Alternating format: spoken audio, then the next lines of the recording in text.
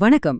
இன்னைக்கு நாம ரொம்ப ரொம்ப எமோஷனலான, அதே சமயம் நம்ம எல்லாருடைய லைஃப்லயும் எங்கேயோ ஒரு இடத்துல கனெக்ட் ஆகுற ஒரு விஷயத்த பத்தி தான் ஆழமா அலச போறோம். இது நவீன காதல், அப்புறம் அதனால வரக்கூடிய இதய வலி, இத பத்தின ஒரு முழுமையான ஆய்வு. நாம பார்க்க போற இந்த ஆதாரங்களின்படி ஆர்வி அப்படிங்கிற ஒரு இளைஞனோட வாழ்க்கை பயணத்துல நடந்த சம்பவங்களை வச்சு காதலோட ஆழத்தையும் அது குடுக்கற வலியையும் நாம ரொம்ப தெளிவா புரிஞ்சுக்க போறோம். இது ஏதோ சாதாரண கதை கிடையாதுங்க. ஒரு மனிதனோட உணர்வுகளை அப்படியே உரிச்சு காட்டுற ஒரு எக்ஸ்பிளைனர். சரி, இப்ப நாம நேரா விஷயத்துக்குள்ள போயிடலாம். என்னைக்காவது ஒரு நாள் சாப்பிட்டியா அப்படிங்கிற ஒரு சின்ன மெசேஜ்க்காக தூக்கத்தெல்லாம் ஓரங்கட்டிட்டு ராத்திரி முழுக்க ஆன்லைன்ல வெயிட் பண்ணிருக்கீங்களா? நீங்க யோசிச்சு பாருங்க, நிறைய பேருக்கு இது சும்மா ஒரு சாதாரண கேள்வியா இருக்கலாம். ஆனா நம்ம ஆர்விக்கு தன்னோட காதலி தன் மேல வச்சிருக்க அக்கறையோட ஒரு மிகப்பெரிய அடையாளமே இந்த ஒரு சின்ன கேள்விதான். அந்த ஒரு மெசேஜ் வந்தாலே போதும், அவரோட முகத்துல அப்படி ஒரு சிரிப்பு வந்துரும். சொல்லப்போனா இந்த ஒரு ஒற்றை கேள்விக்காகவே ராத்திரி முழுக்க முழிச்சிருந்து எதிர்பார்த்து காத்திருந்திருக்காரு.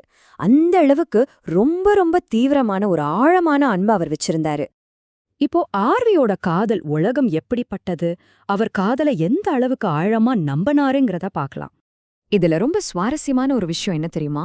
ஆர்வி காதலை எப்படி பார்த்தாரு அப்படிங்கிறது தான். இன்னைக்கு இருக்கிற இந்த மாடர்ன் உலகத்துல டேட்டிங், லவ் இது எல்லாமே நிறைய பேருக்கு வெறும் டைம் பாஸ் இல்லனா ஒரு பொழுதுபோக்கா மாறிடுச்சு. ஆனா ஆர்விக்கு அது அப்படி கிடையாது.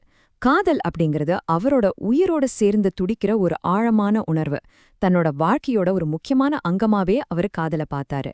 இந்த ஒரு ஆழமான ஈடுபாடு தான் மத்தவங்க கிட்ட இருந்து அவரை ரொம்பவே தனித்து காட்டுது. சரி, இவ்ளோ ஆழமான காதல அவர் எப்படி வெளிப்படுத்தினாரு? பொதுவா நாம என்ன நினைப்போம், ரொம்ப வெளிப்படையா காட்டுவாங்கன்னு நினைப்போம் இல்லையா?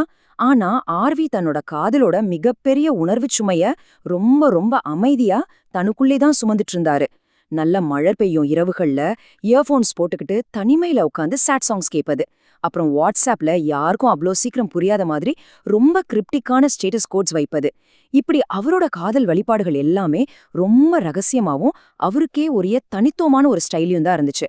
ஏன்னா தன்னோட அந்த வலிய, அந்த ஒரு அன்பை வேற யாராலையும் புரிஞ்சுக்க முடியாது அப்படிங்கறது அவர் ரொம்ப தெளிவா உணர்ந்திருந்தாரு. அடுத்து அன்பின் சிறிய அடையாளங்கள். ஒரு சின்ன வாக்கியம் எப்படி அவரோட மொத்த உலகத்தையும் மாத்துச்சுன்னு இப்ப பார்க்கலாம்.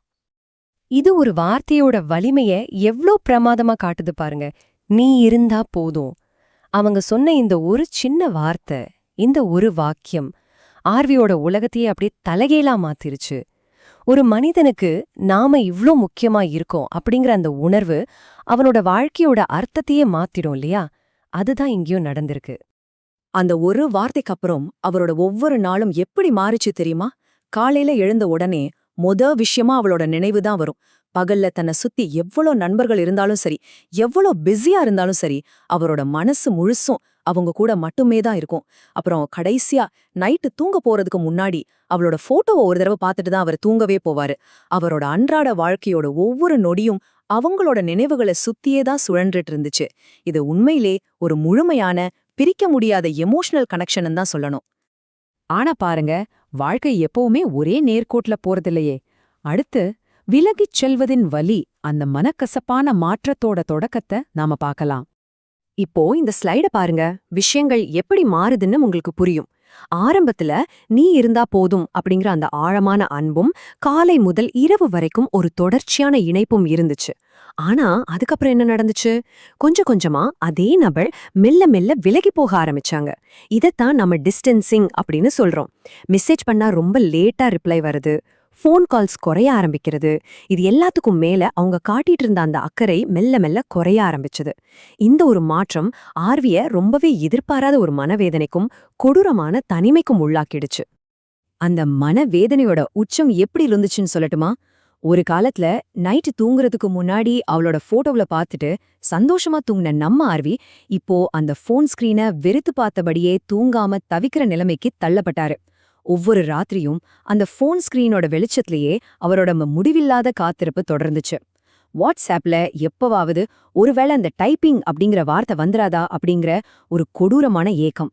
ஒருவேளை அப்படி வந்தா அவருடைய இதயம் எந்த அளவுக்கு வேகமா துடிச்சிருக்கோன்னு உங்களால கொஞ்சம் கற்பனை செஞ்சு பார்க்க முடியுதா? இது நிஜமாவே ஒரு பயங்கரமான மன உளைச்சல், ஒரு பதற்றத்தோட உச்சம்னு தான் சொல்லணும். இந்த குறிப்பிட்ட நேரத்தை கொஞ்சம் கவனிச்சு பாருங்களேன். அதிகாலை 2:17 ஆர்வி தன்னோட ஃபோன் ஸ்கிரீன்ல லாஸ்ட் சீன் 2:17 AM அப்படின்னு பாக்குற அந்த ஒரு நொடி அது அவருக்கு எவ்ளோ நெஞ்ச உடைக்கிற மாதிரியான ஒரு வலிய கொடுத்திருக்கும். தனக்காக ஒரு சின்ன மெசேஜ் பண்ண கூட நேரம் ஒதுக்காத ஒருத்தர் விடிய விடிய முழிச்சிருந்து வேற ஒரு உலகத்துல வேற யார் கூடவோ பிஸியா இருக்காங்க அப்படிங்கறத பாக்கும்போது ஆர்வியோட கண்கள்ல கண்ணீர் அப்படியே கொட்டிடுச்சு. இந்த 2:17 அப்படிங்கிறது வெறும் ஒரு நேரம் மட்டும் கிடையாதுங்க. அது அவரோட மொத்த எதிர்பார்ப்புகளும் சுக்குநூறா உடைஞ்சு போனதுக்கான ஒரு வலிமிகுந்த சாட்சி. சரி, இவ்ளோ பெரிய ஏமாற்றத்துக்கு அப்புறம் ஆர்வி என்ன செஞ்சாரு? ஒரு அமைதியான இதயம், அவரோட அந்த மன முதிர்ச்சி எப்படி உருவாச்சுன்னு பாப்போம்.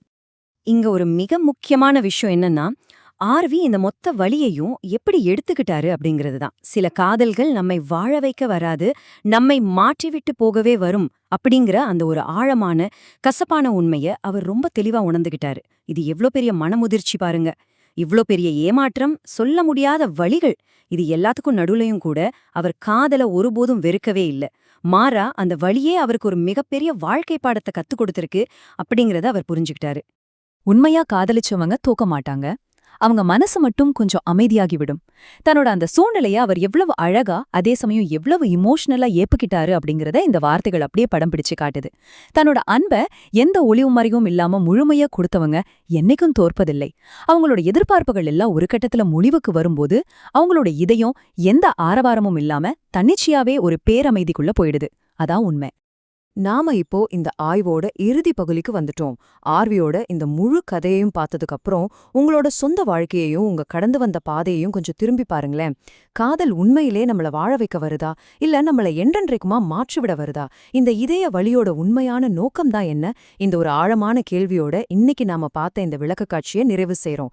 கண்டிப்பா இந்த ஒரு பகுப்பாய்வு உங்களுக்கு ஒரு புது பார்வையை கொடுத்திருக்கும்னு நான் நம்புறேன். மீண்டும் சந்திப்போம்.